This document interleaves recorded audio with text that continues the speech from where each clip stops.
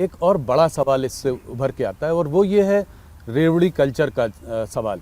प्रधानमंत्री ने खुद इसका क्रिटिसिज्म किया है, मगर अगर आज आप देखें तो हर स्टेट में, चाहे वो मध्य प्रदेश हो चाहे कर्नाटका हो, अब और आज बिहार में जिस तरह के वादे किए जा रहे हैं, ये कैसे संभव है कि इसको कैसे फंड किया जाएगा, रेवेन्यू कहाँ से आएगी? आप लोग भी बिजली मुफ्त प्रॉमिस कर रहे हैं, आपने कहा है 1,40,00,000 महिलाओं को आपने ऑलरेडी 10,000 रुपये दे दिया है, कहा है आगे और पैसा देंगे, 2 लाख तक जाने की बात है। तो ये सब पैसा कहाँ से आएगा? देखिए, जो भी हम लोग घोषणाएं करते हैं बहुत सोच समझकर और एक वेल कैलकुलेटेड फिगर ये होती है जी कि राज्य के विकास के लिए क्या आवश्यक है, क्या आवश्यक नहीं है। इस बात को ध्यान में रखकर ही हम लोग करते हैं। और जो कुछ भी हम घोषणाएं हम लोगों ने अपने चुनावी घोषणा पत्र में की हैं कि हम इतना मुफ्त बिजली देंगे, लोगों को इतनी यूनिट पर फैमिली मुफ्त बिजली देंगे जी।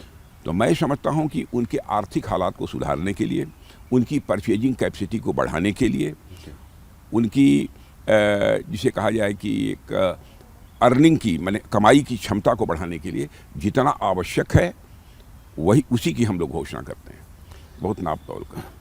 तो जैसे लाड़की बहना जो और स्टेट्स में जो स्कीम्स हैं वो डायरेक्ट बेनिफिट ट्रांसफ़र की बात करती हैं, आपकी स्कीम जीविका दीदी जो है वो क्या अलग है? क्या वो एंटरप्रेन्योरशिप की बात करती है? जीविका दीदी का तो उसके अर्थ ही ये है कि हम उनको कुछ न कुछ सहायता मुहैया कराएंगे ताकि अपनी वो जीविका ठीक तरीके से चला सकें और उनकी आर्थिक स्थिति पहले के कंपैरिजन में बेहतर हो सके। जब सभी लोगों, सभी हाथों को काम मिलेगा, चाहे वो जिस तरीके से काम मिले, यदि वह काम मिलेगा तो सभी अपना जो है उस राज्य की अर्थव्यवस्था में कंट्रीब्यूट कर सकेंगे। और यह प्रयत्न किसी भी राज्य सरकार को करना चाहिए और किसी भी राजनीतिक पार्टी को अपने घोषणा पत्र जारी करने के पहले इन सब सारे विषयों पर गंभीरतापूर्वक विचार करना चाहिए। यह बहुत ही सोच समझकर, नाप तोल कर ही हम लोगों ने घोषणा की है।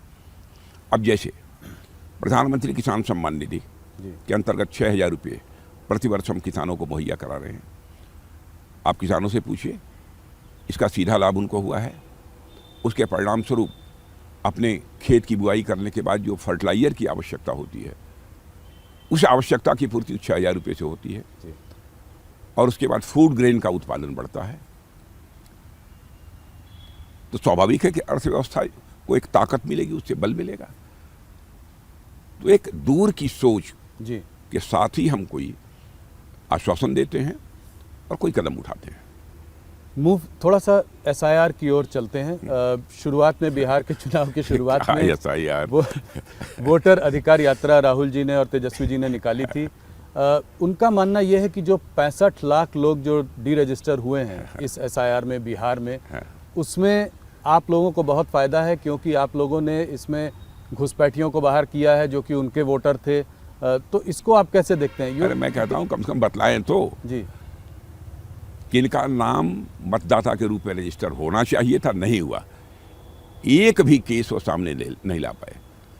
बार बार इलेक्शन कमीशन भी अपनी तरफ से कह रहा है कि यदि आपको जो शिकायत हो वो शिकायत हमारे पास लाइए, हम उसकी जांच करने को तैयार हैं। लेकिन वह भी नहीं दे रहे हैं उनको। केवल देश की जनता को गुमराह करने के लिए कभी खड़े हो जाते हैं बहुत बड़े ब्लैक बोर्ड के सामने और जो है प्रेजेंटेशन देकर लोगों को गुमराह करने की कोशिश करते हैं। भाई तथ्य लेकर जाइए ना इलेक्शन कमीशन के सामने, इलेक्शन कमीशन उसकी जांच करेगा। न करे तो बात समझ में आती है, लेकिन उसी SIR को लेकर कभी हाइड्रोजन बम फोड़ने की बात करते हैं, कभी आइटम बम फोड़ने की बात करते हैं, लेकिन एक सामान्य पटाखा भी नहीं फोड़ पाए।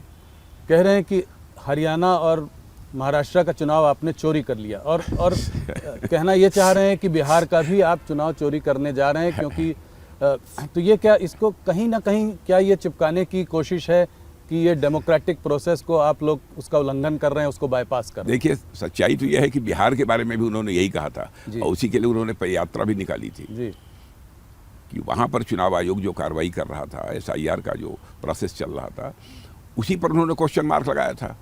अब वहाँ कुछ मिला नहीं, एक भी उदाहरण वो प्रस्तुत नहीं कर पाए। अब जो चुनाव हो गए हैं, अब उनकी चर्चा उन्होंने करनी प्रारंभ कर दी। लंबे समय तक जनता की आंखों में धूल झोंक कर राजनीति नहीं की जा सकती।